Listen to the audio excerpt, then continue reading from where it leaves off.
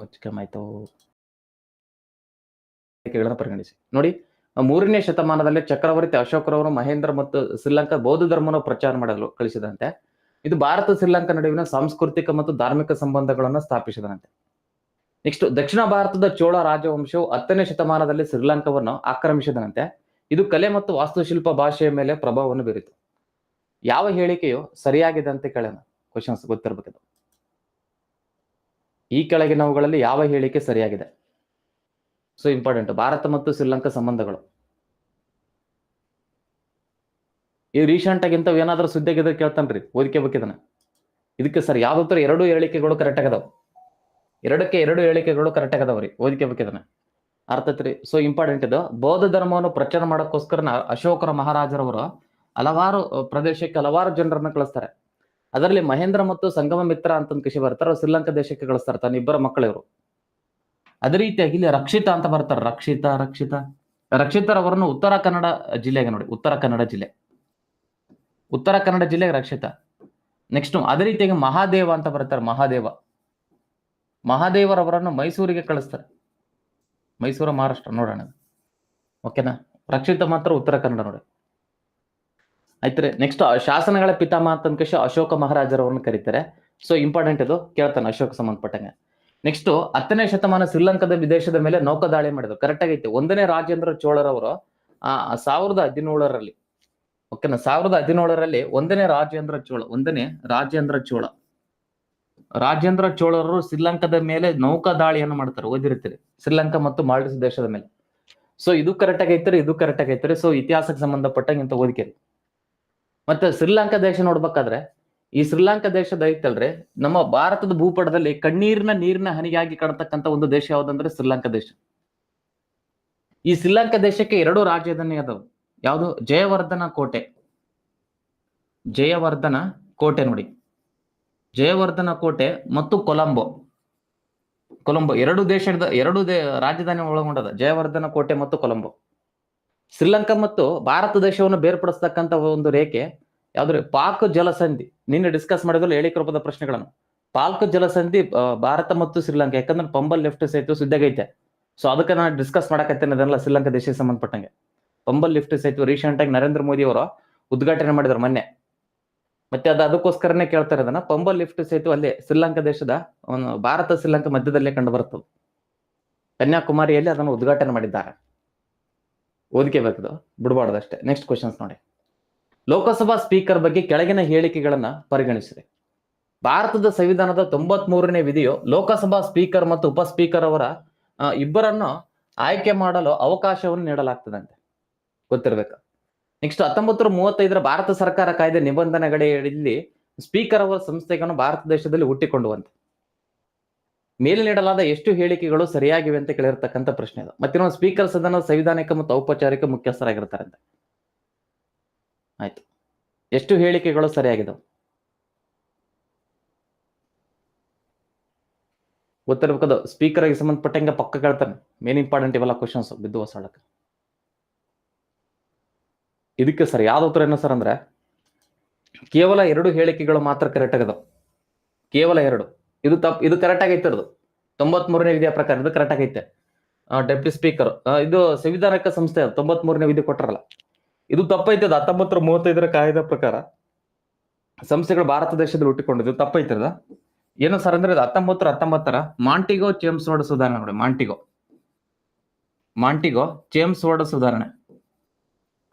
ಮಾಂಟಿಗೋ ಚೇಮ್ಸ್ಫೋರ್ಡ್ ಸುಧಾರಣೆ ಮೂಲಕ ಏನ್ ಮಾಡಿದಾರೆ ಅಂದ್ರೆ, ಈ ಸ್ಪೀಕರ್ ಎಂಬ ಹುದ್ದೆಯನ್ನ ತೆಗಿತಾರೆ.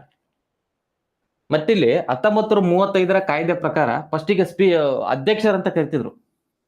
ಸ್ಪೀಕರ್ ಅವ್ರನ್ನ ಏನಂತ ಕರಿತಿದ್ರು? ಪ್ರೆಸಿಡೆಂಟ್. ಅಧ್ಯಕ್ಷರಂತ ಮತ್ತು ಉಪಾಧ್ಯಕ್ಷರಂತ ಕರಿತಿದ್ರು. ಈ ಅಧ್ಯಕ್ಷರು ಮತ್ತು ಉಪಾಧ್ಯಕ್ಷರ ಎಂಬ ಪದವನ್ನು ತೆಗೆದು ಸ್ಪೀಕರ್ ಅಂತ ಒಂದು ಕೃಷಿ ಮಾಡ್ತಾರೆ. ಸ್ಪೀಕರ್ ಮತ್ತು ಉಪ ಸ್ಪೀಕರ್ ಅಂತ ಒಂದು ಕೃಷಿ ಸಪರೇಟ್ ಪದವನ್ನು ಮಾಡ್ತಾರೆ. ಅದು 1935 ಭಾರತ ಸರ್ಕಾರ ಕಾಯ್ದೆ. ಪದ ಚೇಂಜ್ ಆಗಿದ್ದು 1935. ಬಟ್ ಸ್ಪೀಕರ್ ಹುಟ್ಟಿರ್ತಕ್ಕಂಥದ್ದು 1919ರ ಮಾಂಟಿಗೋ ಚೇಮ್ಸ್ಫೋರ್ಡ್ ಸುಧಾರಣೆ ಮೂಲಕ. ಸೊ ಇದೇ ರೀತಿಯಾಗಿ ಓದಕ್ಕೆ ಈ ಸ್ಪೀಕರ್ ಅವರನ್ನು ನೇಮಕ ಮಾಡೋರು ಯಾರು ಸರ್?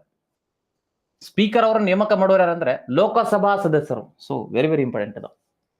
ಲೋಕಸಭಾ ಸದಸ್ಯರು ಈ ಒಂದು ಸ್ಪೀಕರ್ ಅವರನ್ನು ನೇಮಕ ಮಾಡ್ತಾರೆ. ಲೋಕಸಭಾ ಸದಸ್ಯರು ತನ್ನಲ್ಲಿ ಇರ್ತಕ್ಕಂಥ ಒಬ್ಬರನ್ನ ಏನ್ ಮಾಡ್ತಾರೆ ಅಂದ್ರೆ ನೇಮಕ ಮಾಡ್ತಾರೆ ಲೋಕಸಭಾ ಸದಸ್ಯರು. ನೆಕ್ಸ್ಟ್ ಸ್ಪೀಕರ್ ಅವರನ್ನು ತೆಗೆದು ಹಾಕುವ ಅಧಿಕಾರ ಇವರಿಗೆ ಐತ್ರಿ. ಲೋಕಸಭಾ ಸದಸ್ಯರಿಗೆ ಸ್ಪೀಕರ್ ಅನ್ನು ತೆಗೆದುಹಾಕ್ಬಹುದು. ಸ್ಪೀಕರ್ ಅವರು ತೆಗೆದುಹಾಕಿನ ಮುಂಚೆಗೆ 14 ದಿನಗಳ ಮುಂಚೆ ಏನ್ ಮಾಡ್ಬೇಕಂದ್ರೆ ನೋಟಿಸ್ ಅನ್ನು ಕೊಡ್ಬೇಕು. 14 ದಿನಗಳ ಮುಂಚೆಗೆ ನೋಟಿಸ್ ಅನ್ನು ಕೊಟ್ಟು ಆವಾಗ ಸ್ಪೀಕರ್ ಅನ್ನು ತೆಗೆದುಹಾಕತಕ್ಕದ್ದು.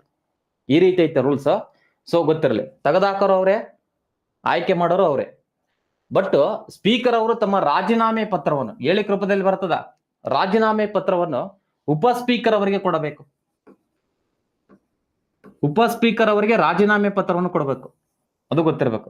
ಉಪ ಸ್ಪೀಕರ್ ಅವರಿಗೆ ರಾಜೀನಾಮೆ ಕೊಡಬೇಕು. ಅರ್ಥ ಆಯ್ತು? ಉಪ ಸ್ಪೀಕರ್ ಹೇಳಿದ್ರೆ ಸ್ಪೀಕರ್, ಸ್ಪೀಕರ್ ಕೇಳಿದ್ರೆ ಉಪ ಸ್ಪೀಕರ್ ರಾಜೀನಾಮೆ ಕೊಡತಕ್ಕದ್ದು. ಇವರ ಕರ್ತವ್ಯಗಳು ಇವೆಲ್ಲ ಡಿಸ್ಕಸ್ ಮಾಡಿದ್ದೀನಿ.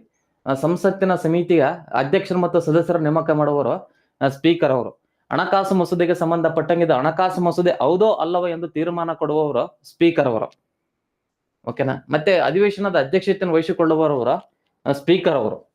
ಯಾವುದೇ ಒಂದು ಸಂಸತ್ತಿನ ಸದಸ್ಯರನ್ನ ಅಂದ್ರೆ ಲೋಕಸಭಾ ಸದಸ್ಯರನ್ನ ಮತ್ತ ಆ ಸದನದಿಂದ ಹೊರಗಡೆ ಹಾಕುವ ಅಧಿಕಾರ ಸ್ಪೀಕರ್ ಅವರಿಗೆ ಇರ್ತದೆ. ಗೊತ್ತಿರ್ಬೇಕಂತ. ಸ್ಪೀಕರ್ ಅವರಿಗೆ ಸಂಬಂಧಪಟ್ಟಂಗೆ ಹೆಂಗನ ಕೇಳ್ರಿ, ನೀವು ರೆಡಿ ಆಗಿರಿ ಅಷ್ಟೇ. ನೆಕ್ಸ್ಟ್, ಭಾರತದ ಚುನಾವಣಾ ಆಯೋಗದ ಸಂಯೋಜನೆ ಸಂಬಂಧಿಸಿದಂತೆ ಕೆಳಗಿನ ಹೇಳಿಕೆಗಳನ್ನು ಪರಿಗಣಿಸಿ. ಇಂಥ ಹೇಳಿಕೆ ರೂಪದ ಪ್ರಶ್ನೆಗಳನ್ನ ಎಲ್ಲಾನಿದ್ರು ಬಿಡ್ಸಕ್ ಟ್ರೈ ಮಾಡ್ರಿ ನೀವು. ಅಂಕಾದ್ರ ಮೈಂಡ್ ಶಾರ್ಪ್ ಆಗ್ತದ. ನೋಡಿ, ಚುನಾವಣಾ ಆಯೋಗವು ಮುಖ್ಯ ಚುನಾವಣಾ ಆಯುಕ್ತರು ಮತ್ತು ರಾಷ್ಟ್ರಪತಿಗಳು ಕಾಲಕ್ಕೆ ನೇಮಿಸಬಹುದಾದ ಇತರ ಚುನಾವಣಾ ಆಯುಕ್ತರನ್ನು ಒಳಗೊಂಡಿರುತ್ತದಂತೆ. ಚುನಾವಣಾ ಆಯುಕ್ತರ ಸೇವಾ ನಿಯಮಗಳು ಮತ್ತು ಷರತ್ತುಗಳನ್ನು ಭಾರತ ದೇಶದ ರಾಷ್ಟ್ರಪತಿಯವರು ನಿರ್ಧರಿಸ್ತಾರಂತೆ. ಯಾವ ಹೇಳಿಕೆ ಸರಿಯಾಗಿದೆ ಅಂತ ಕೇಳಿರ್ತಕ್ಕಂಥ ಪ್ರಶ್ನೆ ಇದು. ಮೇಲೆ ನೀಡಲಾದ ಹೇಳಿಕೆಗಳಲ್ಲಿ ಯಾವ ಹೇಳಿಕೆ ಸರಿಯಾಗಿದೆ? ಸೋ ಇಂಪಾರ್ಟೆಂಟ್ ಇದು. 1 ಮತ್ತು 2 ಹೇಳಿಕೆಗಳು ಕರೆಕ್ಟ್ ಆಗಿದಾವ. ಸೊ ಚುನಾವಣಾ ಆಯುಕ್ತರು ಐತಲ್ರಿ, ಮುಖ್ಯ ಆಯುಕ್ತರು ರಾಷ್ಟ್ರಪತಿ ಅವರು ಸಂವಿಧಾನದ 324ನೇ ವಿಧಿಯ ಪ್ರಕಾರ ನೇಮಕ ಮಾಡ್ತಾರೆ. 324ನೇ ವಿಧಿಯ ಪ್ರಕಾರ ನೇಮಕ ಮಾಡ್ತಾರೆ. So important. ನೆಕ್ಸ್ಟ್, ಈ ಒಂದು ನೇಮಕ ಮಾಡ್ತಾರಲ್ರಿ, ಅದಕ್ಕೊಂದು ಕಮಿಟಿ ಐತ್ರಿ. ಕಮಿಟಿ 3 ಜನ ಸದಸ್ಯರು ಇರ್ತಾರೆ. 3 ಜನ ಸದಸ್ಯರನ್ನು ಒಳಗೊಂಡಿರತಕ್ಕಂಥ ಕಮಿಟಿ ಅದು. ಆ 3 ಜನರಲ್ಲಿ ಒಬ್ರು ಪ್ರಧಾನಮಂತ್ರಿ. ನೋಡಿ, ಅಧ್ಯಕ್ಷರು ಯಾವಾಗ್ಲೂ ಯಾರಾಗಿರ್ತಾರೆ ಸರ್ ಅಂತ ಕೇಳಿದ್ರೆ PM, ಪ್ರಧಾನಮಂತ್ರಿ ಆಗಿರ್ತಾರೆ. ನೆಕ್ಸ್ಟ್ ಸೆಕೆಂಡ್ ಅದು 2 ಸದಸ್ಯರು ಇರ್ತಾರ. ಅದು ವಿರೋಧ ಪಕ್ಷದ ನಾಯಕರು. ನೋಡಿ, ವಿರೋಧ ಪಕ್ಷದ ನಾಯಕರು ಸದಸ್ಯರು ಇವರೆಲ್ಲರು. ನೆಕ್ಸ್ಟ್ ಕ್ಯಾಬಿನೆಟ್ ಸಚಿವರು, ಒಬ್ರು ಕ್ಯಾಬಿನೆಟ್ ಸಚಿವರು ಇರ್ತಾರೆ. ಈ 3 ಜನ ಒಳಗೊಂಡಿರ್ತಕ್ಕಂಥ ಒಂದು ಕಮಿಟಿನ ಏನ್ ಮಾಡ್ತಾರೆ ಸರ್ ಅಂತ ಕೇಳಿದ್ರೆ ರಾಷ್ಟ್ರಪತಿ ಅವರಿಗೆ ಶಿಫಾರಸು ಮಾಡ್ತಾರೆ. ಎಕ್ಸಾಂಪಲ್, ಈಗ ನಾ ಲಿಂಗರಾಜ್ ರೀ, ನನ್ನ ಏನ್ ಮಾಡೋದಂತ ಕೇಳಿದ್ರೆ ಈ 3 ಜನ ಒಳಗೊಂಡಿರ್ತಕ್ಕಂಥ ಕಮಿಟಿ ಹೇಳ್ತಾರೆ, ಲಿಂಗರಾಜ್ ಚೆನ್ನಾಗಿ ನಡೆಸ್ಕೊಂಡು ಹೋಗ್ತಾನ ಅಂತ ಒಂದು ಖುಷಿ. ರಾಷ್ಟ್ರಪತಿ ಅವರಿಗೆ ಶಿಫಾರಸು ಮಾಡ್ತಾರೆ. ಅವರು ರಾಷ್ಟ್ರಪತಿ ಅವರು ಸಿಗ್ನೇಚರ್ ಹಾಕಿ ನೇಮಕ ಮಾಡ್ತಾರೆ 324ನೇ ವಿಧಿಯ ಪ್ರಕಾರ. ಈ ಮುಖ್ಯ ಚುನಾವಣಾ ಆಯುಕ್ತರ ಮತ್ತೆ ಇತರ ಆಯುಕ್ತರು, ಅದರಲ್ಲಿ ಸಮಿತಿ 3 ಜನ ರೀ. ಒಬ್ರು ಮುಖ್ಯ ಆಯುಕ್ತರು ಇರ್ತಾರೆ, 2 ಇತರ ಆಯುಕ್ತರು ಇರ್ತಾರೆ. ಓಕೆನಾ? ಈಗ ಪ್ರಸ್ತುತ ಮುಖ್ಯ ಆಯುಕ್ತರು ಜ್ಞಾನೇಶ್ವರ್ ಕುಮಾರ್ ಅಂತ ಏನದ, ಜ್ಞಾನೇಶ್ವರ್ ಕುಮಾರ್ ನೋಡ್ಕಿರೋದ. ಮತ್ತೆ ಈ ರಾಷ್ಟ್ರೀಯ ಚುನಾವಣಾ ಆಯೋಗ ಸ್ಥಾಪನೆಯಾದ ವರ್ಷ ಕೇಳಿರ್ತಕ್ಕಂಥ ಪ್ರಶ್ನೆಗಳಿವೆಲ್ಲ. ಯಾವಾಗ? 1950 ಜನವರಿ 25ನೇ ತಾರೀಕಿಗೆ ಸ್ಥಾಪನೆ ಆಗ್ತದೆ. ಓಕೆನಾ? ಎಲ್ಲಿ ಸ್ಥಾಪನೆ ಆಗುತ್ತದೆ? ಅದರ ಕಟ್ಟಡದ ಹೆಸರೇನಂತ ಕೇಳಿ, ನಿರ್ವಾಚನ ಸದನ್ ಎಂಬ ಕಟ್ಟಡದ ಮೇಲೆ. ನಿರ್ವಾಚನ ಸದನ್ ಎಂಬ ಕಟ್ಟಡದ ಮೇಲೆ. ನಿರ್ವಾಚನ ಸದನ್ ಎಂಬ ಕಟ್ಟಡದ ಮೇಲೆ ರಾಷ್ಟ್ರೀಯ ಚುನಾವಣಾ ಆಯೋಗ ಸ್ಥಾಪನೆ ಆಗ್ತದೆ. ಎಲ್ಲಿ ಬರ್ತದೆ ಇದು? ನವದೆಹಲಿ. ನೋಡಿ, ನವದೆಹಲಿಯಲ್ಲಿ ಕಂಡು ಬರ್ತದ. ಸೊ ಅದಕ್ಕೋಸ್ಕರನೇ ಜನವರಿ 25ನೇ ತಾರೀಕಿನಂದು ರಾಷ್ಟ್ರೀಯ ಮತದಾರ ದಿನ ಅಂತ ಆಚರಣೆ ಮಾಡ್ತಾರೆ. ರಾಷ್ಟ್ರೀಯ ಮತದಾರ ದಿನ ಎಂದು ಯಾವಾಗ ಆಚರಿಸುತ್ತಾರೆ ಅಂತ ಕೇಳಿದ್ರೆ ಜನವರಿ 25ನೇ ತಾರೀಕಿಗೆ ಆಚರಣೆ ಮಾಡ್ತಾರೆ. ಯಾಕಂದ್ರೆ ಅವತ್ತು ರಾಷ್ಟ್ರೀಯ ಚುನಾವಣಾ ಆಯೋಗ ಸ್ಥಾಪನೆ ಆಗ್ತದೆ. ಈ ರಾಷ್ಟ್ರೀಯ ಚುನಾವಣಾ ಆಯೋಗದ ಪ್ರಮುಖ ಕರ್ತವ್ಯಗಳನ್ನ ಕೇಳೋಣ. ಈ ಕೆಳಗಿನವುಗಳಲ್ಲಿ ಏನ್ ಮಾಡ್ತಾರೆ ಇವ್ರು? ಕೆಲಸ ಏನ್ ಮಾಡ್ತಾರೆ? ಓಕೆನಾ? ಮತ್ತೆ ಯಾರ್ಯಾರಿಗೆ ಎಲೆಕ್ಷನ್ ನಡೆಸ್ತಾರೆ ಅದು ಗೊತ್ತಿರಲಿ. ಈ ಕೆಳಗಿನವುಗಳಲ್ಲಿ ರಾಷ್ಟ್ರೀಯ ಚುನಾವಣಾ ಆಯೋಗದವರು ಯಾರಿಗೆ ಚುನಾವಣೆಯನ್ನು ನಡೆಸುವುದಿಲ್ಲ ಅಂತ ಕೇಳಬಹುದ್ರಿ. ಸೊ ಒಟ್ಟ ಒಂದು 6 ಕ್ಷೇತ್ರಗಳು ಬರ್ತವೆ. 1, 2, 3, 4, 5, 6 ನೋಡಿ. ಯಾವ್ಯಾವುದು? ಲೋಕಸಭೆಗೆ ಚುನಾವಣೆ ನಡೆಸ್ತಾರೆ. ಆಯ್ತ್ರಿ. ನೆಕ್ಸ್ಟ್ ಅದೇ ರೀತಿಯಾಗಿ ರಾಜ್ಯಸಭೆಗೆ ರಾಜ್ಯಸಭೆಗೆ ಚುನಾವಣೆ ನಡೆಸ್ತಾರೆ, ವಿಧಾನಸಭೆಗೆ ಚುನಾವಣೆ ನಡೆಸ್ತಾರೆ, ವಿಧಾನಸಭೆ. ಆಯ್ತಾ. ನೆಕ್ಸ್ಟ್ ವಿಧಾನ ಪರಿಷತ್ತು, ವಿಧಾನ ಪರಿಷತ್ತಿಗೆ ಸಮ್ಮತಿಗೆ ಚುನಾವಣೆ ನಡೆಸ್ತಾರೆ, ವಿಧಾನ ಪರಿಷತ್ತು. ಸೊ ಎಲ್ಲ ನೋಟ್ ಮಾಡ್ಕೊಳ್ಳಿ. ನೆಕ್ಸ್ಟ್ ರಾಷ್ಟ್ರಪತಿ ಅವರಿಗೆ ಚುನಾವಣೆ ನಡೆಸ್ತಾರೆ, ರಾಷ್ಟ್ರಪತಿ. ಅದೇ ರೀತಿಯಾಗಿ ಉಪರಾಷ್ಟ್ರಪತಿ, ಉಪರಾಷ್ಟ್ರಪತಿ ಇವರೆಲ್ಲರಿಗೆ ಚುನಾವಣೆ ನಡೆಸೋರು ಯಾರಂದ್ರೆ ಭಾರತದ ಚುನಾವಣಾ ಆಯೋಗ. ಯಾರಿಗೆ ಚುನಾವಣೆ ನಡೆಸುವುದಿಲ್ಲ ಅಂತ ಕೇಳ್ಬೋದ್ರಿ, ಇವರೆಲ್ಲರಿಗೂ ಚುನಾವಣೆಯನ್ನು ಪ್ರಮುಖವಾಗಿ ಇವರೇ ಭಾರತದ ಚುನಾವಣಾ ಆಯೋಗದವರೇ ನಡೆಸ್ತಾರೆ. ಮತ್ತೆ ಸ್ಥಳೀಯ ಸಂಸ್ಥೆಗಳಂತ ಬರುತ್ತೆ, ಸ್ಥಳೀಯ ಸಂಸ್ಥೆಗಳಿಗೆ ಚುನಾವಣೆ ನಡೆಸೋರು ಯಾರಂದ್ರೆ ರಾಜ್ಯ ಚುನಾವಣಾ ಆಯೋಗ ಅಂತ ಬರ್ತದೆ. ರಾಜ್ಯ ಚುನಾವಣಾ ಆಯೋಗ ಸ್ಥಳೀಯ ಸಂಸ್ಥೆಗಳಿಗೆ ಚುನಾವಣೆ ನಡೆಸ್ತಾರೆ. ಸೊ ವೆರಿ ವೆರಿ ಇಂಪಾರ್ಟೆಂಟ್ ಇದು. ಹೆಂಗನ ಕೇಳ್ರಿ, ಹೇಳಿಕೆ ರೂಪದಲ್ಲಿ ಕೇಳಿ, ಹೆಂಗನ ಕೇಳಿ, ನೀವು ಮಾತ್ರ ಕರೆಕ್ಟ್ ಆಗಿ ರೆಡಿ ಆಗಿರಿ. ನೆಕ್ಸ್ಟ್ ಕ್ವಶನ್ಸ್ ನೋಡಿ. ಆಧಾರ ಸಂಖ್ಯೆಯನ್ನು ನೀಡುವ ಜವಾಬ್ದಾರಿ ಕೆಳಗಿನ ಯಾವ ಸಂಸ್ಥೆಗಿದೆ? ಆಧಾರ ಸಂಖ್ಯೆ ಐತಲ್ಲ, ಅದಕ್ಕೆ ಜವಾಬ್ದಾರಿ ಯಾರಿಗೆ ಐತ್ರಿ? ನಾನ್ ಸರಿಬೇಕಾ ನೋಡಿ, ಕರೆಕ್ಟ್ ಆಗಿ ನೋಡ್ರಿ. ನೀತಿ ಆಯೋಗ, ಭಾರತದ ರಿಸರ್ವ್ ಬ್ಯಾಂಕ್, ಭಾರತದ ವಿಶಿಷ್ಟ ಗುರುತಿನ ಪ್ರಾಧಿಕಾರ, ರಾಷ್ಟ್ರೀಯ ಮಾಹಿತಿ ಕೇಂದ್ರ. Super super super super super. ಇದಕ್ಕೆ ಸರ್ ಯಾವ್ದು ಉತ್ತರ ಏನೋ ಸರ್ ಅಂದ್ರೆ ಆಪ್ಷನ್ಸ್ ಸಿ ರೈಟ್ ಅಂತ ನೋಡಿ. ಭಾರತದ ವಿಶಿಷ್ಟ ಗುರುತಿನ ಪ್ರಾಧಿಕಾರ ಅಂತ ಬರ್ತಾರ, ಅವ್ರು ಏನು ಸರ್ ಅಂತ ಕೇಳಿದ್ರೆ ಈ ಒಂದು ಆಧಾರ್ ಕಾರ್ಡ್ ಅನ್ನು ಕೊಡ್ತಾರೆ. ಆಧಾರ್ ಕಾರ್ಡ್ ಗೊತ್ತದಲ್ಲ, ಸೊ ಕೆಲವೊಬ್ರಿಗೆ ಗೊತ್ತಿರೋದಲ್ಲ. ಮತ್ತೆ ಎಷ್ಟು ಸಂಖ್ಯೆಗಳು ಇರ್ತಾವ ಅದು ಗೊತ್ತಿಲ್ಲ. ಟೋಟಲ್ 12 ಸಂಖ್ಯೆಗಳು ಇರ್ತಾವ ಆಧಾರ್ ಕಾರ್ಡ್ನೆ, 12 ಸಂಖ್ಯೆಗಳು ಇರ್ತವೆ. ಸೊ ಇಂಪಾರ್ಟೆಂಟ್ ಅದು, ಓದ್ಕಿರ್ ಬಿಡ್ಬೇಡ್ರಿ ಅಷ್ಟೇ. ನೆಕ್ಸ್ಟ್ ನೋಡಿ, ರವೀಂದ್ರನಾಥ್ ಠಾಗೂರ್ ಅವರ ಸಾಧನೆಗಳ ಸಂಬಂಧಿಸಿದಂತೆ ಕೆಳಗಿನ ಹೇಳಿಕೆಗಳನ್ನು ಕರೆಕ್ಟಾಗಿ ಪರಿಗಣಿಸಿ. 1913ರಲ್ಲಿ ಟ್ಯಾಗೋರ್ ಅವರ ಪ್ರಸಿದ್ಧ ಕೃತಿಯಾಗಿರತಕ್ಕಂಥ ಗೀತಾಂಜಲಿ ಎಂಬ ಕೃತಿಗೆ ಸಾಹಿತ್ಯ ವಿಭಾಗದಲ್ಲಿ ನೊಬೆಲ್ ಪ್ರಶಸ್ತಿ ಬರ್ತದೆ. 1919ರ ಜಲಿಯನ್ ವಾಲಾಬಾಗ್ ಹತ್ಯಾಕಾಂಡವನ್ನು ವಿರೋಧಿಸಿ ನೈಟ್ಹುಡ್ ಪ್ರಶಸ್ತಿಯನ್ನು ವಾಪಸ್ ಕೊಡ್ತಾರೆ.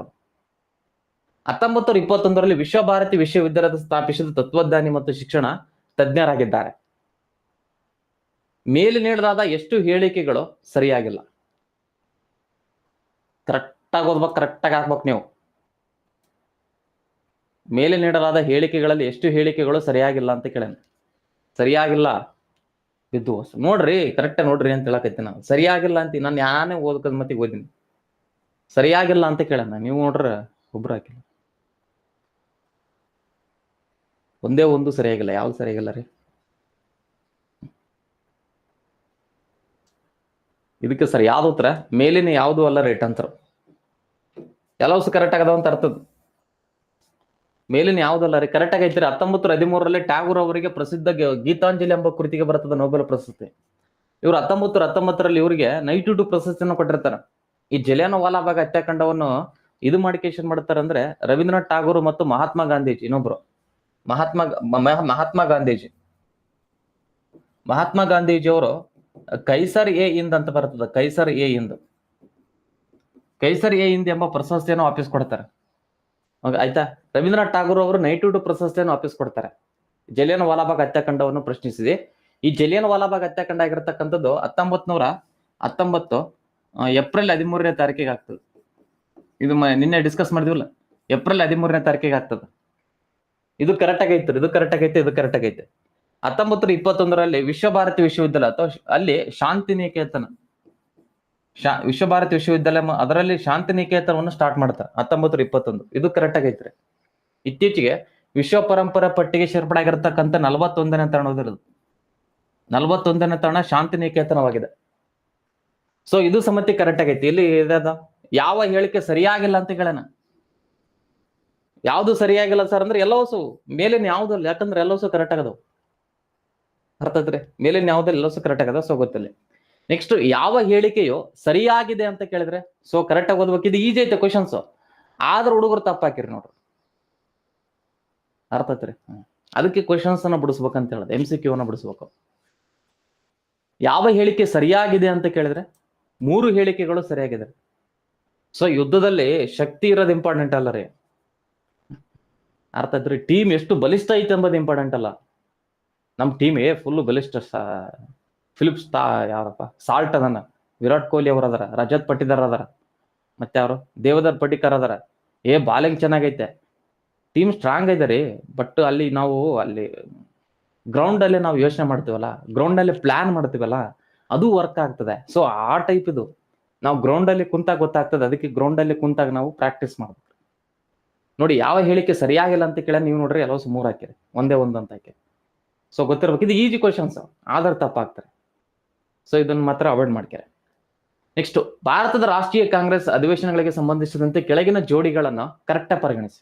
ಭಾರತದ ರಾಷ್ಟ್ರೀಯ ಕಾಂಗ್ರೆಸ್ ನೀವು ಕಂಡಪಟ್ಟು ಓದಿರ್ತೀರಿ, ಅದ್ರ ಬಗ್ಗೆ ಬರ್ರಿ ಅಂತಂದ್ರೆ ಒಂದು 20 ಪೇಜ್ ಬರೀತೀರಿ, ಬಟ್ ಇವನು ಹಾಕಲ್ಲ ಇವು.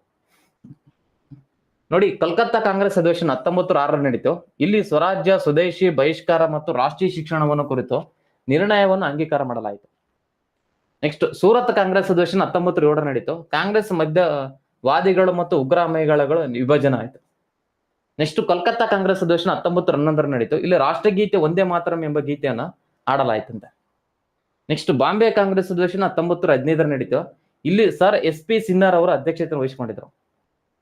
ಕರೆಕ್ಟ್ ಆಗಿ ಇಲ್ಲಿ ನೋಡ್ಬೇಕು, ಮೇನ್ ಇಂಪಾರ್ಟೆಂಟ್, ಮೇಲೆ ಎಷ್ಟು ಜೋಡಿಗಳು ಸರಿಯಾಗಿ ಹೊಂದಾಣಿಕೆ ಆಗಿವೆ, ಇದ್ರೊಳಗೆ ಎಷ್ಟು ಜೋಡಿಗಳು ಸರಿಯಾಗಿ ಹೊಂದಾಣಿಕೆ ಆಗಿವೆ ಅಂತ ಕೇಳೋಣ. ಎಷ್ಟು ಹೇಳಿಕೆಗಳದ? 3 ಅದಾವ, 4 ಅದಾವ. 4ರಾಗ ಎಷ್ಟು ಹೇಳಿಕೆಗಳು ಕರೆಕ್ಟ್ ಆಗದಾವ? 4 ಹೇಳಿಕೆಗಳಲ್ಲಿ ಎಷ್ಟು ಹೇಳಿಕೆಗಳು ಕರೆಕ್ಟ್ ಆಗದಾವ? ಬಿದ್ರು ಸಳಕ ಹಳ್ಳಕ್ಕ ಬಿಲ್ಡಿಂಗ್. ನಾ ಕರೆಕ್ಟಾಗಿ ಹೋದ್ರಿ ಅಂತ ಹೇಳಕತ್ತೀನಿ, ಒಂದು ಪದವನ್ನು ಬಿಡಬಾರ್ದ್ರಿ. ಇದಕ್ಕೆ ಸರಿಯಾದ ಉತ್ತರ ಕೇವಲ 3 ಹೇಳಿಕೆಗಳು ಮಾತ್ರ ಕರೆಕ್ಟ್ ಆಗದಾವ, 4 ಹೇಳಿಕೆಗಳಲ್ಲ. ಒಂದು ತಪ್ಪೈತೆ ಇದ್ರೊಳಗೆ. ಎಲ್ಲಿ ಸರ್ ಅಂದ್ರೆ ಕೋಲ್ಕತ್ತಾ ಕಾಂಗ್ರೆಸ್ ಅಧಿವೇಶನ 1911, ಇದು ಕರೆಕ್ಟ್ ಆಗೈತಿಲ್ಲ ಅಂತ ಹೇಳಿದ್ರ. ಇಲ್ಲಿ ರಾಷ್ಟ್ರಗೀತೆ ಒಂದೇ ಮಾತರಂ ಅಂತ ಐತೆ, ಇದು ತಪ್ಪೈತಿರೋದು. ಅದು ಒಂದೇ ಮಾತ್ರ ಮಾಡಿರ್ತಕ್ಕಂಥದ್ದು ಐ ಥಿಂಕ್ 1885 ನೋಡೋದು. ಓಕೆನಾ? ಅದು ನೋಡಿ ಹೇಳೋಣ, 1893. ಆ ಒಂದು ಕೋಲ್ಕತ್ತಾ ಕಾಂಗ್ರೆಸ್ ಅಧಿವೇಶನದಾಗ ಆಡ್ತಾರೆ. ಬಟ್ ಇಲ್ಲಿ 1911ರಲ್ಲಿ ರಾಷ್ಟ್ರಗೀತೆ ನಾಡೋದಲ್ಲ, ಇದು ಆಡ್ತಾರೆ. ಯಾವ್ದ್ರ? ಜನಗಣಮನ ಆಡಿರ್ತಕ್ಕಂಥದ್ದು. ಜನಗಣಮನ ಆಡಿರ್ತಕ್ಕಂಥದ್ದು 1911ರ ಕೋಲ್ಕತ್ತಾ ಕಾಂಗ್ರೆಸ್ ಅಧಿವೇಶನದಾಗ ಆಡ್ತಾರೆ. ಸೊ ಒಂದೇ ಮಾತ್ರ ಅಲ್ಲ ಅದು, ಜನಗಣಮನ ಅರ್ಥತ್ರ. ಸೊ ಇವೆಲ್ಲ ಕರೆಕ್ಟಾಗಿ ನೋಡ್ಕೋಬೇಕು, ಅಂಕಿತ ಕರೆಕ್ಟಾಗಿ ಆಗ್ತಾರೆ. 1911ರ ಸ್ವದೇಶಿ, ಬಹಿಷ್ಕಾರ ಮತ್ತು ಶಿಕ್ಷಣ ಇದೆಲ್ಲ ಮಾಡ್ತಾರೆ. ಆಯ್ತ್ರಿ. ಸೂರತ್ ಕಾಂಗ್ರೆಸ್ ಅಧಿವೇಶನದಲ್ಲಿ ಏನ್ ಮಾಡ್ತಾರೆ ಸರ್ ಅಂದ್ರೆ ಮಂದಗಾಮಿಗಳು ಮತ್ತು ತೀವ್ರಗಾಮಿಗಳು ಬೇರೆ ಆಗ್ತಾರೆ. ಮತ್ತೆ ಮಂದಗಾಮಿಗಳು ಮತ್ತು ತೀವ್ರಗಾಮಿಗಳು ಒಂದಾಗಿರ್ತಕ್ಕಂಥದ್ದು 1916ರ ಲಕ್ನೋ ಕಾಂಗ್ರೆಸ್ ಅಧಿವೇಶನ ಅಂತ ಬರ್ತದೆ. ಲಕ್ನೋ ಕಾಂಗ್ರೆಸ್ ಅಧಿವೇಶನ, ಇಲ್ಲಿ ಮಂದಗಾಮಿಗಳು ಮತ್ತು ತೀವ್ರಗಾಮಿಗಳು ಒಂದಾಗ್ತಾರೆ. ಸೊ ಗೊತ್ತಿರ್ಬೇಕದ. ಆಯ್ತಾ? ನೆಕ್ಸ್ಟ್ ಕ್ವೆಶನ್ಸ್ ಹೋಗೋಣ. ಆಯ್ತು, ನಮ್ GK ಸಂಬಂಧಪಟ್ಟಂಗೆ ಇದೇ ರೀತಿಯಾಗಿ ಡೈಲಿ ಕ್ವೆಶನ್ಸ್ ಇರ್ತವ್ರಿ ಬೆಳಗ್ಗೆ. ಸೊ ನೀವು ಡೈಲಿ ಜಾಯ್ನ್ ಆಗ್ಬೋದು. ಈ PC ಕ್ವೆಶನ್ ಪೇಪರ್ ಡಿಸ್ಕಷನ್ ಇರ್ತದೆ, ಮುಗುದಿಲ್ಲ ಕ್ಲಾಸ್. ಬೆಳಗ್ಗೆ 6 ಗಂಟೆಯಿಂದ 7 ಗಂಟೆಗೆ ಇರ್ತದೆ. ಸೊ ಬಿಡ್ಬಾರ್ದು ಅಷ್ಟೇ. ಮತ್ತೆ ನಾಳೆ ಇಲ್ಲ ನಾಡದಲ್ಲಿಂದ ನಿಮಗೆ ಎಕನಾಮಿಕ್ ಸರ್ವೆ ಮತ್ತು ಬಜೆಟ್ ಅವ್ರನ್ನೆಲ್ಲ ಬೆಳಗ್ಗೆ ಡಿಸ್ಕಸ್ ಮಾಡ್ತೇನೆ. ಅಂದ್ರೆ ಇಲ್ಲಿ MCQ ಡಿಸ್ಕಸ್ ಮಾಡ್ತೇನೆ. ಹೇಳಿಕೆ ರೂಪದ ಪ್ರಶ್ನೆಗಳನ್ನು, ಎಕನಾಮಿಕ್ ಸರ್ವೆ, ಬಜೆಟ್, ಕೇಂದ್ರ ಬಜೆಟ್, ರಾಜ್ಯ ಬಜೆಟ್, ಇವೇ ಸೇಮ್ ಹೇಳಿಕೆ ರೂಪದ ಪ್ರಶ್ನೆಗಳು. ಆಮೇಲೆ PC ಕ್ವೆಶನ್ ಪೇಪರ್ ಇದ್ದೇ ಇರ್ತದೆ. ನಮ್ಮ ಟೆಲಿಗ್ರಾಮ್ ಚಾನಲ್ ಇದೆ, ಸೊ ಎಲ್ಲರೂ ಜಾಯ್ನ್ ಆಗ್ರಿ. ಮತ್ತೆ ಇದು ಕರೆಂಟ್ ಅಫೇರ್ಸ್ ನಿಮ್ಗೆ ಯಾರು ಫ್ರೆಂಡ್ಸ್ ಇದ್ದಪ್ಪ ಅಂದ್ರೆ 300 ರೂಪಾಯಿ ಇರ್ತದೆ, 3 months ವರೆಗೆ ಇರ್ತದೆ. ಸೊ ತೆಗೆದುಕೊಳ್ಳಬಹುದು. 1 ವರ್ಷಕ್ಕೆ 800 ರೂಪಾಯಿ ಇದೆ. ಇದೇ ತಗೊಳೋದೇ ಬೆಟರ್. 1 ವರ್ಷದ್ದು ಮೆಂಬರ್ಶಿಪ್ ತಗೊಳ್ಳಿ. ಬೆಳಗ್ಗೆ ಕ್ಲಾಸ್ ಮತ್ತು ಕರೆಂಟ್ ಅಫೇರ್ಸ್ ಕ್ಲಾಸ್ 2 ಓಪನ್ ಆಗ್ತಾವೆ. ಆಯ್ತಾ? 1 ನಿಮಿಷ PC ಕ್ವೆಶನ್ ಪೇಪರ್ ತಗೊಂಬರ್ತಾನೆ. ಇಲ್ಲೇ ಇರಿ, ಒಂದು 5 ನಿಮಿಷ. ಓಕೆನಾ? 1-2 ನಿಮಿಷ ಇಲ್ಲೇ ಇರಿ. ಒಳ್ಳೆ ಕ್ವೆಶನ್ ಪೇಪರ್ ಬಿಡಿಸ್ಬೇಕ್ರಿ, ಅವು ರಿಪೀಟ್ ಆಗೋ ಚಾನ್ಸ್ ಆಗ್ತವೆ ಜಾಸ್ತಿ. ಗುಣಗಳ ನಿರ್ಧರಿಸುವಂತ ಒಂದು ಪರೀಕ್ಷೆಯನ್ನು ಏನೆಂದು ಕರೆಯುತ್ತಾರೆ? ರಕ್ತ ಪರೀಕ್ಷೆ, ಬೆರಳಚ್ಚು, carbon dating, DNA finger print ಅಂತ ಬರುತ್ತೆ. DNA ಫಿಂಗರ್ ಪ್ರಿಂಟ್, ಗುಣಾಣುಗಳನ್ನು. Very good. ಇದಕ್ಕೆ ಸರ್ ಯಾವ್ದು ತರ? Options D. ಇದಕ್ಕೆ ಸರ್ ಯಾವ್ದು ತರ? ಗುಣಗಳ ನಿರ್ಧಾರ ಮಾಡತಕ್ಕಂಥದ್ದು ಯಾವ್ದು ಸರ್ ಅಂದ್ರೆ DNA ಅಂತ ಬರ್ತದೆ. DNA ಪರೀಕ್ಷೆ ಮಾಡಿ ಕೃಷಿ ಅದರ ಗುಣಾಣುಗಳನ್ನ ನಿರ್ಧಾರ ಮಾಡ್ತಾರೆ. ಮತ್ತೆ ನಮ್ಮ ತಂದೆ ತಾಯಿಗಳು ಯಾರಂತ ಕೃಷಿ ಪರೀಕ್ಷೆ ಮಾಡೋದಕ್ಕೆ DNA ಅಪರಾಧ ಇದ್ರೊಳಗ DNA ಪರೀಕ್ಷೆ ಮಾಡ್ತಾರೆ. DNA ಸಂಶೋಧನಾ ಕೇಂದ್ರ ಕಂಡು ಬರುವುದು ಹೈದರಾಬಾದ್ ಅಲ್ಲಿ ಕಂಡು ಬರ್ತದೆ. ನಿಮಗೆಲ್ಲ ಗೊತ್ತದ, ಹೈದರಾಬಾದ್ ಅಲ್ಲಿ DNA ಸಂಶೋಧನಾ ಕೇಂದ್ರ ಅಂತ ಕೃಷಿ ಕರೀತಾರೆ, ಅದು ಕಂಡು ಬರ್ತದ. ಆಯ್ತಾ? ನೆಕ್ಸ್ಟ್ ನೋಡಿ, ವಾಟ್ಸನ್ ಮತ್ತು ಕ್ರಿಕ್ ಅಂತ ಬರ್ತಾರೆ. DNA ಕಂಡುಹಿಡಿದಿರತಕ್ಕಂಥ ವಾಟ್ಸನ್, ಅಮೆರಿಕ ದೇಶದ ವಾಟ್ಸನ್, ಇಂಗ್ಲೆಂಡ್ ದೇಶದ ಕ್ರಿಕ್, ಇವರಿಬ್ರು ಕಂಡುಹಿಡಿದಾರೆ. ನೆಕ್ಸ್ಟ್, ಶಾಕ್ಯ ಮುನಿ ಎಂದರೆ? ಈ ಕೆಳಗಿನವುಗಳಲ್ಲಿ ಯಾರನ್ನು ಶಾಕ್ಯ ಮುನಿ ಎಂದು ಕರೆಯುತ್ತಾರೆ? ಗೌತಮ ಬುದ್ಧ, ಮಹಾವೀರ, ಉಪಗುಪ್ತ, ಚರವಾಕ. ಯಾರನ್ನು ಶಾಕ್ಯ ಮುನಿ ಎಂದು ಕೂಡ ಕರೆಯುತ್ತಾರೆ? ಇಂಪಾರ್ಟೆಂಟ್ ಅದ. ಗೌತಮ ಬುದ್ಧ ಬೌದ್ಧ ಧರ್ಮದ ಸ್ಥಾಪಕರು, ಏಷ್ಯಾದ ಬೆಳಕು ಅಂತ ಕರೀತಾರೆ. ನಿಯೋಲಿಥಿಕ್ ಏಜ್ ಎಂದು ಯಾವ ಯುಗಕ್ಕೆ ಕರೆಯುತ್ತಾರೆ? ಈ ಕೆಳಗಿನವುಗಳಲ್ಲಿ ನಿಯೋಲಿಥಿಕ್ ಏಜ್ ಯಾವ ಯುಗಕ್ಕೆ ನಿಯೋಲಿಥಿಕ್ ಏಜ್ ಎಂದು ಕೂಡ ಕರೆಯುತ್ತಾರೆ? ಪಟ್ ಪಟ್ ಪಟಾಪಟ್ ಅಂತಾಕಿ. ನೂತನ ಶಿಲಾಯುಗನ ಹೇಳಬಿಟ್ಟು ಆನ್ಸರ್. ನೂತನ ಶಿಲಾಯುಗವನ್ನು ನಿಯೋಲಿಥಿಕ್ ಏಜ್ ಅಂತ ಕರೀತಾರೆ. ನೂತನ ಶಿಲಾಯುಗದಕ್ಕೆ ಸರಿಯಾದ ಉತ್ತರ. 2018ರಲ್ಲಿ ಬಂದಿರತಕ್ಕಂಥ ಪ್ರಶ್ನೆಗಳಿವೆಲ್ಲ. ಸ್ಪೀಡಾಗಿ ಹೊಂಟಿದ್ದೇನೆ. ದಕ್ಷಿಣ ಭಾರತದ ಮೇಲೆ ದಾಳಿ ಮಾಡಿದ ಮೊದಲ ದೆಹಲಿ ಸುಲ್ತಾನ್ರ? ಈ ಕೆಳಕಂಡವುಗಳಲ್ಲಿ ದಕ್ಷಿಣ ಭಾರತದ ಮೇಲೆ ದಾಳಿ ಮಾಡ್ತಾರೆ ಮೊದಲ ದೆಹಲಿ ಸುಲ್ತಾನ್. ಬಲ್ಬನ್, ಅಲಾವುದ್ದೀನ್ ಖಿಲ್ಜಿ, ಮೊಹಮ್ಮದ್ ಗಜ್ನಿ, ಇಲ್ತಾಮಶ್. ದಕ್ಷಿಣ ಭಾರತದ ಮೇಲೆ ಮಲ್ಲಿಕಾಫರ್ ಅವರು ದಾಳಿ ಮಾಡ್ತಿರೋದಿಲ್ಲ. ಇಲ್ಲಿ ಹೊಯ್ಸಳ ಸಾಮ್ರಾಜ್ಯದ ಕೊನೆ ಅರಸನಾಗಿರತಕ್ಕಂಥ 3ನೇ ಬಲ್ಲಾಳರವರು ಇರ್ತಾರೆ ಕರ್ನಾಟಕ ರಾಜ್ಯದಲ್ಲಿ. ಓಕೆನಾ? ಅಲಾವುದ್ದೀನ್ ಖಿಲ್ಜಿ ಇದಕ್ಕೆ ಸರಿ ಯಾವ್ದು ಉತ್ತರ? ದಕ್ಷಿಣ ಭಾರತದ ಮೇಲೆ. ಇದರಲ್ಲಿ ಮಲ್ಲಿಕಾಫರ್ ಅಂತ ಬರುತ್ತೆ. ಮಲ್ಲಿಕಾಫರ್ ಅವರು ಇರ್ತಾರೆ. ಸೊ ಗೊತ್ತಿರ್ಬೇಕದ. ಈ ಕೆಳಗಿನವುಗಳಲ್ಲಿ ಕುತುಬ್ ಮಿನಾರ್ ಅನ್ನು ಪೂರ್ಣಗೊಳಿಸಿರ್ತಕ್ಕಂಥ ಕುತುಬ್ ಮಿನಾರ್ ಇಂಪಾರ್ಟೆಂಟ್ ಇವೆಲ್ಲ ಕೇಳಿರ್ತಕ್ಕಂಥ ಕುತುಬ್ ಮಿನಾರ್ ಅನ್ನು ಯಾರು ಪೂರ್ಣಗೊಳಿಸಿದ್ದಾರೆ? ಇದನ್ನು ಕಟ್ಟಲು ಸ್ಟಾರ್ಟ್ ಮಾಡಿರ್ತಕ್ಕಂಥವ್ರು ಕುತುಬುದ್ದೀನ್ ಐಬಕ್ ರವರು ಕಟ್ಟಲು ಸ್ಟಾರ್ಟ್ ಮಾಡ್ತಾರೆ. ಐಬಕ್ ಅದನ್ನ ಪೂರ್ಣಗೊಳಿಸ್ತಾರೆ. ಇಲ್ತಾಮಶ್ ರೈಟ್ ಅಂತಾರೆ. ಯಾರ ನೆನಪಿಗಾಗಿ ಅಂತಾನೆ ಕೇಳ್ತಾನೆ? ಬಕ್ತಿಯರ ಖಿಲ್ಜಿಯ ನೆನಪಿಗಾಗಿ. ಓಕೆನಾ? ಬಕ್ತಿಯರ ಖಿಲ್ಜಿ ನೆನಪಿಗಾಗಿ ಇದನ್ನ ಕಟ್ಸಕ ಸ್ಟಾರ್ಟ್ ಮಾಡಿರ್ತಾರೆ. ಹೌದಲ್ಲ? ಇಲ್ತಾಮಶ್ ಇದಕ್ಕೆ ಸರಿಯಾದ ಉತ್ತರ. ಈ ಕೆಳಗಿನವುಗಳಲ್ಲಿ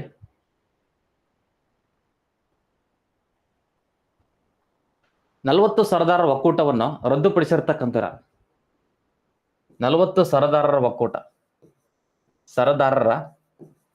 ಒಕ್ಕೂಟವನ್ನು ಯಾರು ರದ್ದುಪಡಿಸಿದ್ದಾರೆ? ಇಷ್ಟೇ ಕ್ವಶನ್. 40 ಸರದಾರರ ಒಕ್ಕೂಟವನ್ನು ರದ್ದುಪಡಿಸಿರ್ತಕ್ಕಂಥವ್ರು. Excellent, super. ಇದಕ್ಕೆ ಸರಿ ಯಾವ್ದು ಉತ್ತರ? ಬಲ್ಬನ್ ರೈಟ್ ಅಂತಾರೆ. ಈ 40 ಸರದಾರರ ಒಕ್ಕೂಟವನ್ನು ರಚನೆ ಮಾಡಿರ್ತಕ್ಕಂಥವ್ರ? 40 ಸರದಾರರ ಒಕ್ಕೂಟವನ್ನು ರಚನೆ ಮಾಡಿರ್ತಕ್ಕಂಥವ್ರ? ಬೆಂಕಿ ಕ್ವಶನ್ ಇದೆಲ್ಲ. 40 ಸರದಾರ ಒಕ್ಕೂಟ ಅವರಿಗೆ ಪ್ರೊಟೆಕ್ಷನ್ ಬಾಡಿಗಾರ್ಡ್ ಟೈಪ್ ಇದು. ಅವಾಗ ರಚನೆ ಮಾಡಿರ್ತಾರ. ಅದನ್ನ ರಚನೆ ಮಾಡಿರ್ತಕ್ಕಂಥವ್ರು ಇಲ್ತಾಮಶ್.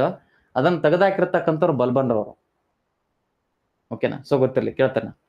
ಯಾರ ಮೊದಲ ಹೆಸರು ಅಲಿ ಗುರ್ಷಪ್ಪ ಅಂತ ಕರೀತಾರೆ? ಅಲಿ ಗುರ್ಷಪ್ಪ ಇದು ಯಾರ ಮೊದಲ ಹೆಸರಾಗಿದೆ? ಈ ಕೆಳಗಿನವುಗಳಲ್ಲಿ ಯಾರ ಮೊದಲ ಹೆಸರು ಅಲಿ ಗುರ್ಷಪ್ಪವಾಗಿದೆ? ಅಲಿ ಗುರ್ಷಪ್ಪ ಎನ್ನುವುದು ಯಾರ ಮೊದಲ ಹೆಸರಾಗಿದೆ? ಚಕ್ ಚಕ್ ಚಕ ಚಕ್ ಅಂತಾಗಿ. ಅಲಿ ಗುರ್ಷಪ್ಪ ಎನ್ನುವುದು ಯಾರ ಮೊದಲ ಹೆಸರು? ಬರ್ಬೋದು, ಬರ್ದೇ ಇರ್ಬೋದು, ಬಟ್ ಇಂಪಾರ್ಟೆಂಟ್. ಇದಕ್ಕೆ ಸರಿ ಯಾವ್ದು ಉತ್ತರ? ಅಲಾವುದ್ದೀನ್ ಖಿಲ್ಜಿ ರೈಟ್ ಅಂತಾರೆ. ಅಲಾವುದ್ದೀನ್ ಖಿಲ್ಜಿ ಅಂತ ಕರೀತಾರೆ. ಎರಡನೇ ಅಲೆಕ್ಸಾಂಡರ್ ಅಂತ ಕರೀತಾರೆ. ಭಾರತ ದೇಶದ ಯಾರನ್ನು ಎರಡನೇ ಅಲೆಕ್ಸಾಂಡರ್ ಎಂದು ಕೂಡ ಕರೆಯುತ್ತಾರೆ? ಈ ಕೆಳಗಿನವುಗಳಲ್ಲಿ ಭಾರತ ದೇಶದ ಎರಡನೇ ಅಲೆಕ್ಸಾಂಡರ್ ನೋಡಿ, ಅವರು ಎರಡನೇ ಅಲೆಕ್ಸಾಂಡರ್ ಎಂದು ಕೂಡ ಕರೆಯುತ್ತಾರೆ. ಯಾರನ್ನು ಭಾರತ ದೇಶದ ಎರಡನೇ Alexander? Excellent, super.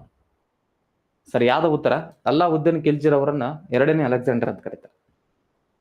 Man Booker ಪ್ರಶಸ್ತಿ ಅವಾಗ ಯಾರು ಕೊಟ್ಟರು ಅಂತ ಕೇಳೋಣ. ಈ ಬ್ಯಾನ ಮುಸ್ತಫರ್ ಅವರು ಆಯ್ಕೆಗದ 13 ಪುಸ್ತಕಗಳಲ್ಲಿ, ಅದು ನೋಡೋಣ.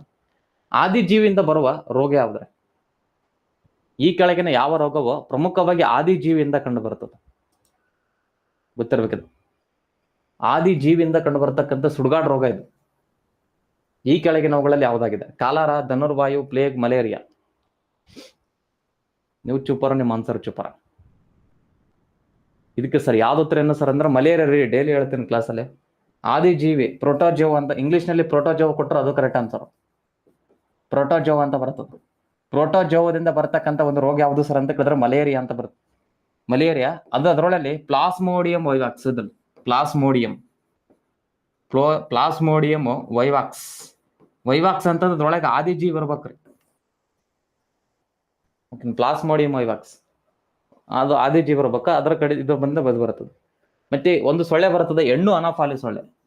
ಹೆಣ್ಣು ಅನಾಫಾಲಿಸ್ ನೋಡಿ, ಅಲಾಫಾಲಿಸ್. ಹೆಣ್ಣು ಅನಾಫಾಲಿಸ್ ಸೊಳ್ಳೆ ಕಡಿತದಿಂದ ಬರ್ತದೆ. ಅದು ಎಸ್ಪೆಷಲಿ ಹೆಣ್ಣು ಅನಾಫಾಲಿಸ್ ಸೊಳ್ಳೆನೇ ಕಡಿಬೇಕ್ರಿ. ಅದ್ರೊಳಗೆ ಪ್ಲಾಸ್ಮೋಡಿಯಂ ವೈವಾಕ್ಸ್ ಎಂಬ ಆದಿಜೀವಿ ಇರ್ಬೇಕು. ಆಯ್ತತಿ. ಸೊ ಇವೆಲ್ಲ ಗೊತ್ತಿರಲಿ, ಕೇಳ್ತಾನೆ, ಬಿಡ್ಬಾರ್ದು. ಈ ಕೆಳಗಿನವುಗಳಲ್ಲಿ ಎಸ್ಟಿನಾ ಪ್ಲೆಸ್ಟಿಸ್ ಎನ್ನುವ ಬ್ಯಾಕ್ಟೀರಿಯಿಂದ ಕಂಡು ಬರ್ತಕ್ಕಂಥ ರೋಗ ಯಾವ್ದು? ಈ ಕೆಳಗಿನ ಯಾವ ರೋಗವು ಎಸ್ಟಿನಾ ಪ್ಲೆಸ್ಟಿಸ್ ಅಂತ ಕರೀತಾರೆ? ಎಸ್ಟಿನಾ ಪ್ಲೆಸ್ಟಿಸ್ ಅಂತ ಬರ್ತದ. ಇದರಿಂದ ಬ್ಯಾಕ್ಟೀರಿಯಿಂದ ಕಂಡು ಬರ್ತಕ್ಕಂಥ ಪ್ರಮುಖ ರೋಗ ಯಾವುದು ಅಂತ? ಎಸ್ಟಿನಾ ಪ್ಲೆಸ್ಟಿಸ್ ಎಂಬ ಬ್ಯಾಕ್ಟೀರಿಯಿಂದ ಸರ್ ಯಾವ್ದು ಉತ್ತರ? ಪ್ಲೇಗ್ ಎಂಬ ರೋಗ ಬರ್ತದ. ವಿಬ್ರಿಯೋ ಕಾಲಾರಿಂದ ಬರ್ತಕ್ಕಂಥದ್ದು ಕಾಲಾರೆ.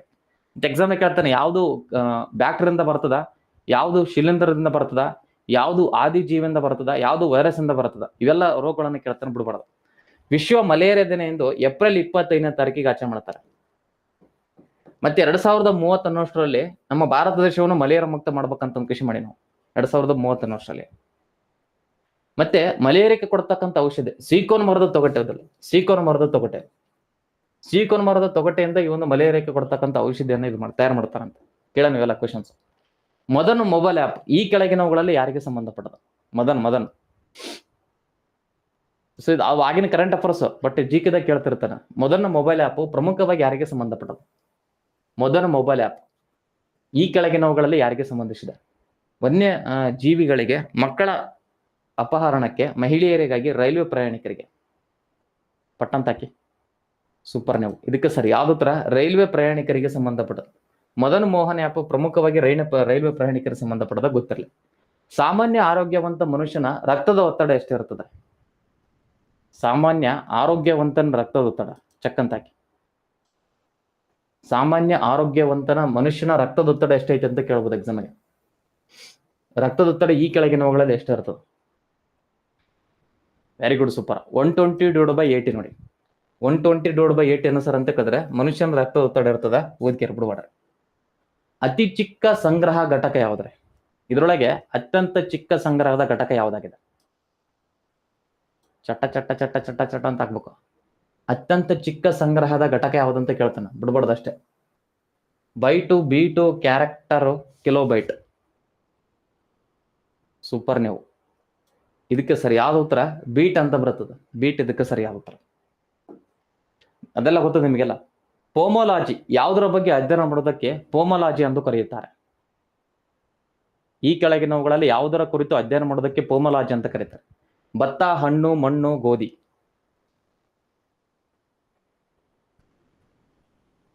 Very good, super. ಪೋಮೋಲಾಜಿ ಯಾವುದರ ಬಗ್ಗೆ ಅಧ್ಯಯನ ಮಾಡೋದಕ್ಕೆ ಕರೀತಾರೆ ಸರ್ ಅಂತ ಕೇಳಿದ್ರೆ ಹಣ್ಣಿನ ಬಗ್ಗೆ ಅಧ್ಯಯನ ಮಾಡೋದಕ್ಕೆ ಕರೀತಾರೆ. ಹಣ್ಣಿನ ಬಗ್ಗೆ ಅಧ್ಯಯನ ಮಾಡೋದಕ್ಕೆ ಪೋಮೋಲಾಜಿ ಎಂದು ಕೂಡ ಕರೆಯುತ್ತಾರೆ. ಪೋಮೋಲಾಜಿ ಹಣ್ಣಿನ ಬಗ್ಗೆ ಅಧ್ಯಯನ ಮಾಡೋದಕ್ಕೆ. ಸೊ ಓದ್ಕೆರೆ. ಅದೇ ರೀತಿಯಾಗಿ ಪೆಟ್ರೋಲಾಜಿ, ಇದು ಯಾವುದರ ಬಗ್ಗೆ ಅಧ್ಯಯನ ಮಾಡೋದಕ್ಕೆ ಪೆಟ್ರೋಲಾಜಿ ಎಂದು ಕರೆಯುತ್ತಾರೆ? ಯಾವುದನ್ನು ಕುರಿತು ಅಧ್ಯಯನ ಮಾಡೋದಕ್ಕೆ ಪೆಟ್ರೋಲಾಜಿ ಎಂದು ಕರೆಯುತ್ತಾರೆ? ಪೆಟ್ರೋಲಾಜಿ. ಪೆಟ್ರೋಲಾಜಿ ಯಾವುದನ್ನು ಕುರಿತು ಅಧ್ಯಯನ ಮಾಡೋದಕ್ಕೆ? ಸೊ ಗೊತ್ತಿರ್ಬೇಕಿದೆ. ಸೇಮ್ ಭತ್ತ, ಹಣ್ಣು, ಮಣ್ಣು, ಗೋಧಿ. ಪೆಟ್ರೋಲಾಜಿ ಇದಕ್ಕೆ ಸರಿ ಯಾವ್ದು ಉತ್ತರ? ಮಣ್ಣಿನ ಕುರಿತು ಅಧ್ಯಯನ ಮಾಡೋದಕ್ಕೆ ಪೆಟ್ರೋಲಾಜಿ. ಸೊ ಇವೆಲ್ಲ ಅಧ್ಯಯನಗಳು ಗೊತ್ತಿಲ್ಲ, ಯಾವಾಗ ಬಂದ ಡಿಸ್ಕಸ್ ಮಾಡೋಣ. ಭಾರತದಲ್ಲಿ ಬ್ರಿಟಿಷ್ ಸಾಮ್ರಾಜ್ಯದ ಸ್ಥಾಪನೆಗೆ ಕಾರಣವಾಗಿರತಕ್ಕಂಥ ಯುದ್ಧ ಯಾವುದು? ಅವಾಗ ಅವ್ರಿಗೆ ಧೈರ್ಯ ಬರ್ತದ್ರಿ. ಈ ಒಂದು ಕದನ ಆದ ನಂತರ 1757ರಲ್ಲಿ 1757ರಲ್ಲಿ ನಡೀತದ್ದು. Very good, super. ಪ್ಲಾಸಿ ಕದನ ರೈಟ್ ಅಂತ.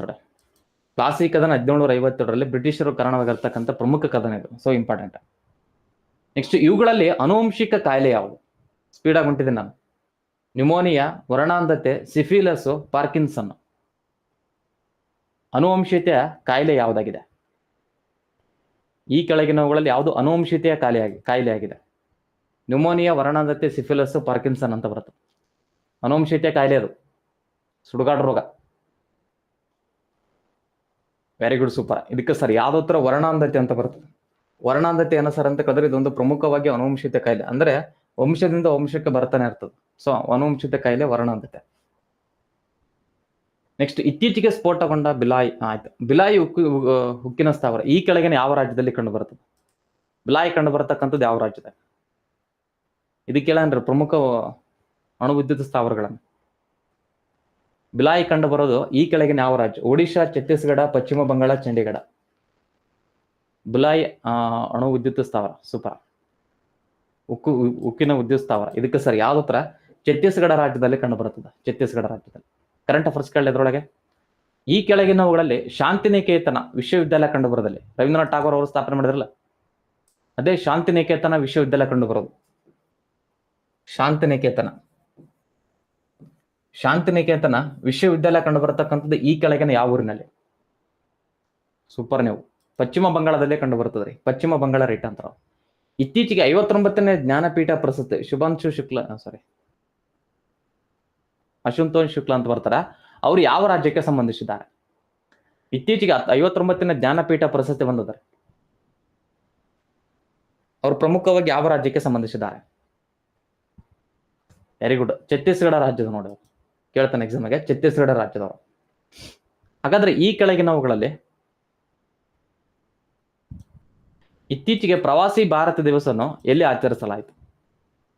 18ನೇ ಪ್ರವಾಸಿ ಭಾರತ ದಿವಸ್, ಪ್ರವಾಸಿ ಭಾರತೀಯ ದಿವಸ್, ಭಾರತೀಯ ದಿವಸ್ ಅನ್ನು ಎಲ್ಲಿ ಆಚರಿಸಲಾಯಿತು? ಚಕ್ ಚಕ್ ಚಕ್ ಚಕ್ ಅಂತ ಹಾಕ್ಬೇಕು. ಒಡಿಶಾ ರಾಜ್ಯ ರೈಟ್ ಅಂತ. ಪ್ರವಾಸಿ ಭಾರತ ದಿವಸ್ ಕೇಳಿದಪ್ಪ ಅಂದ್ರೆ ಒಡಿಶಾ ರಾಜ್ಯ ಅಂತ ಹಾಕಿ ಬಿಡ್ಬಾಡ್ರಿ ಅಷ್ಟ. ಆಹಾರದ ಮುಖ್ಯವಾಗಿ ಇಲ್ಲಿ ಜೀರ್ಣವಾಗ್ತದ್ರಿ. ಈ ಕೆಳಗಿನವುಗಳಲ್ಲಿ ಆಹಾರ ಜೀರ್ಣ ಆಗ್ತಕ್ಕಂಥದ್ದು ಈ ಕೆಳಗಿನ ಯಾವ ಪ್ರದೇಶದಲ್ಲಿ? ಆಹಾರವು ಮುಖ್ಯವಾಗಿ ಇಲ್ಲಿ ಜೀರ್ಣವಾಗುತ್ತದೆ. ಇಷ್ಟ ಕ್ವಶನ್. ದೊಡ್ಡ ಕರಳು, ಸಣ್ಣ ಕರಳು, ಯಕೃತ್ತು, ಬಾಯಿ. ಎಷ್ಟು ಹುಷಾರಾಗಿರ ಬಾಬಾ. ಇದಕ್ಕೆ ಸರ್ ಯಾವ್ದು ಉತ್ತರ ಏನು ಸರ್ ಅಂತ ಕೇಳಿದ್ರೆ ಸಣ್ಣ ಕರಳಿನಲ್ಲಿ ಈ ಒಂದು ಆಹಾರ ಜೀರ್ಣ ಆಗ್ತದೆ. ಈ ಕೆಳಗಿನವುಗಳಲ್ಲಿ ರಕ್ತ ಶುದ್ಧೀಕರಣ ಆಗುವುದಿಲ್ಲ.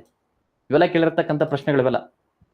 ರಕ್ತ ಶುದ್ಧೀಕರಣ ಆಗ್ತದ್ರಿ, ರಕ್ತ ಶುದ್ಧೀಕರಣ, ರಕ್ತ ಶುದ್ಧೀಕರಣ ಆಗ್ತಕ್ಕಂಥದ್ದು ಯಾವ ಪ್ರದೇಶದಲ್ಲಿ ರಕ್ತ ಶುದ್ಧೀಕರಣ ಆಗ್ತದೆ? ಸೂಪರ್ ನೀವು. ಇದಕ್ಕೆ ಸರ್ ಯಾವ್ದು ಉತ್ತರ? ಯಕೃತ್ ಅಥವಾ ಲಿವರ್ ಅಂತ ಕರೀತಾರೆ. ಯಕೃತ ರೈಟ್ ಅಂತ ನೋಡಿ.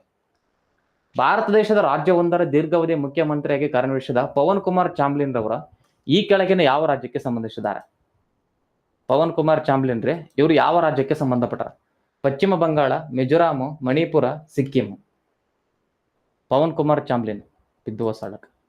ಇವರು ಪ್ರಮುಖವಾಗಿ ಅತಿ ದೀರ್ಘಾವಧಿಯ ಮುಖ್ಯಮಂತ್ರಿ ಅಂತ ಗೊತ್ತದ. ಸಿಕ್ಕಿಂ ರಾಜ್ಯಕ್ಕೆ ಸಂಬಂಧಪಟ್ಟಾರ. ಸಿಕ್ಕಿಂ ರಾಜ್ಯ, ಸೊ ಗೊತ್ತಿರ್ಬೇಕದ. ಹಾಗಾದ್ರೆ ಈ ಕೆಳಗಿನವುಗಳಲ್ಲಿ ಮಮತಾ ಬ್ಯಾನರ್ಜಿ ಇವರು ಯಾವ ರಾಜ್ಯಕ್ಕೆ ಸಂಬಂಧಿಸಿದ್ದಾರೆ? ಇಷ್ಟೇ ಕ್ವಶನ್ ನೋಡಿ, ಹಿಂಗೆ ಬರ್ತಾವ. ಮಮತಾ ಬ್ಯಾನರ್ಜಿ ಅವರು ಯಾವ ರಾಜ್ಯಕ್ಕೆ ಸಂಬಂಧಿಸಿದ್ದಾರೆ? ಮಮತಾ ಬ್ಯಾನರ್ಜಿ ಅವರು ಯಾವ ರಾಜ್ಯ? Excellent, super. ಇದಕ್ಕೆ ಸರಿ ಯಾವ್ದು ಉತ್ತರ? ಪಶ್ಚಿಮ ಬಂಗಾಳ ರಾಜ್ಯ ರೈಟ್ ಅಂತ. ಸ್ವಾಮಿತ್ವ ಯೋಜನೆಯಲ್ಲಿ ಆಸ್ತಿ ಕಾರ್ಡನ್ನು ವಿತರಣೆ ಮಾಡಿದ ಮೊದಲ ಈಶಾನ್ಯ ರಾಜ್ಯ ಯಾವುದು? ಕರೆಂಟ್ ಅಫೇರ್ಸ್ ಅದು ಏನಿದು? ಸ್ವಾಮಿತ್ವ ಯೋಜನೆಯಲ್ಲಿ ಆಸ್ತಿ ಕಾರ್ಡ್ಗಳನ್ನು ವಿತರಣೆ ಮಾಡಿರ್ತಕ್ಕಂಥ ಮೊದಲ ಈಶಾನ್ಯ ರಾಜ್ಯ. ಸರ್ ಯಾವ್ದು ಉತ್ತರ? ಮಿಜೋರಾಂ ರಾಜ್ಯ ರೈಟ್ ಅಂತ. ಮಿಜೋರಾಂ ರಾಜ್ಯ. ಜಗತ್ತಿನಲ್ಲಿ ಮೊದಲ ನೀರಿನ ಮೇಲೆ ತೇಲುವ ಅಣು ವಿದ್ಯುತ್ ಸ್ಥಾವರ ಯಾವ ದೇಶದಲ್ಲಿ ಸ್ಥಾಪಿಸಲ್ಲ? ಇದು ಕರೆಂಟ್ ಅಫೇರ್ಸ್ ಬೇಡ ಬಿಡಿ. ಆಯ್ತು.